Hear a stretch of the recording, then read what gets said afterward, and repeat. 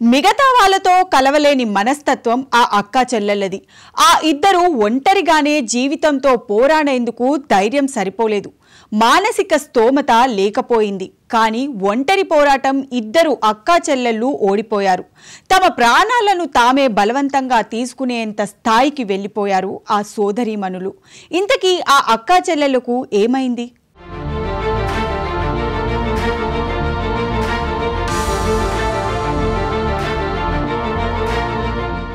మిగతా వాళ్లతో కలవలేని మనస్తత్వం ఆ అక్కా చెల్లెలది. చుట్టూ ఎంతమంది ఉన్నా మనసులోని బాధను పంచుకోలేని స్వభావం వారిది. ఎన్నో చెప్పలేని వేదనలతో లోపలే మదనపడుతూ మానసికంగా కుంగిపోయారు. ఎవరికీ చెప్పుకోలేక, తమలో తాము దాచుకోలేక మనసులో మోయలేనంత బరువును మోశారు. ఆ ఇద్దరు అక్కా చెల్లెళ్ళు ఒంటరిగానే జీవితంతో పోరాడారు. పోరాడేందుకు ధైర్యం సరిపోలేదో, మానసిక స్తోమత లేకపోయిందో కానీ మీరు పోరాడగలరన్న ఆత్మస్థైర్యం ఇచ్చే మాట లేక, మీకు తోడుగా నేనున్నాననే చేయి లేక చివరికి ఓటమిని అంగీకరించారు. ఒంటరి పోరాటంలో ఇద్దరు అక్కా చెల్లెళ్ళు ఓడిపోయారు. తమ ప్రాణాలను తామే బలవంతంగా తీసుకునేంత స్థాయికి వెళ్ళిపోయారు ఆ సోదరీమణులు. ఈ ఘటన ఎక్కడో కాదు, సికింద్రాబాద్ నడిబొడ్డున రెజిమెంటల్ బజార్లోని శ్రీనిధి అపార్ట్మెంట్లో చోటు చేసుకుంది.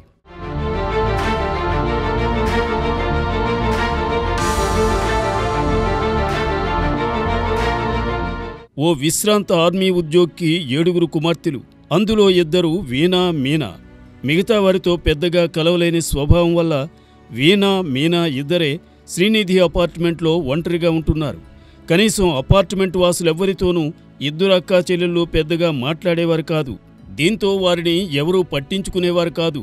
ఈ క్రమంలోనే 3 రోజుల క్రితం వారి నివాసం నుంచి దుర్వాసన వస్తుంటాన్ని గమనించిన తోటి అపార్ట్మెంట్ వాసులు పోలీసులకు సమాచారం అందించారు.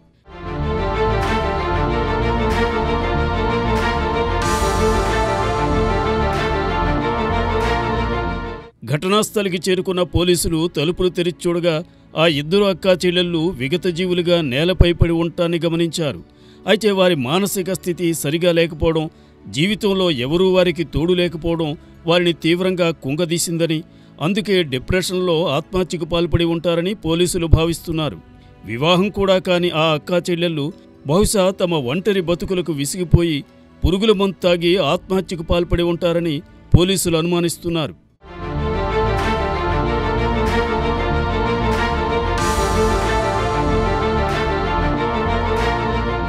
ఒకేసారి ఇద్దరు అక్కా చెల్లెళ్ళు ప్రాణాలు కోల్పోవడం చూసి అపార్ట్మెంట్లో తీవ్ర విషాద ఛాయలు అలుముకున్నాయి.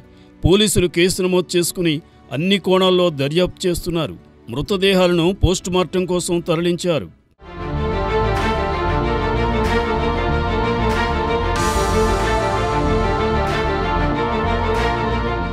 ఈ ఘటన సమాజంలో ఒంటరిగా జీవిస్తున్న వారి మానసిక ఆరోగ్యంపై తీవ్రమైన ప్రశ్నలు లేవనెత్తోంది.